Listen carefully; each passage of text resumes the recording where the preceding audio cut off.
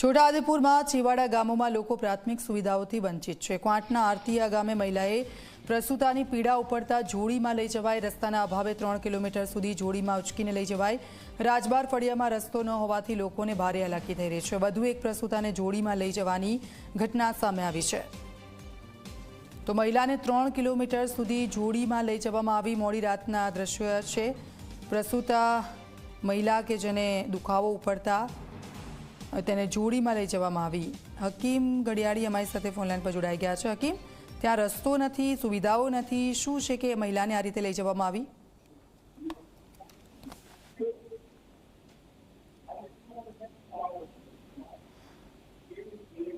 હકીમ, આપનો અવાજ નથી આવી રહ્યો, ફરી એકવાર આપનો સંપર્ક કરીશું। પરંતુ આપ જુઓ આ ગામના લોકોની સ્થિતિ કેવી છે। મોડી રાત્રે વીજળી નથી અને ટોર્ચ લાઇટની મદદથી એક પ્રસૂતા મહિલાને ઉપાડીને તે લોકો લઈ જઈ રહ્યા છે બહાર। રસ્તાના અભાવથી લોકોને ભારે મુશ્કેલી થઈ રહી છે।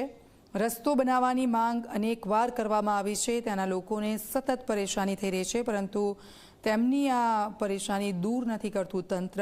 અનેકવાર રજૂઆત કરી તેમ છતાં કોઈ કામગીરી કરવામાં ન આવી।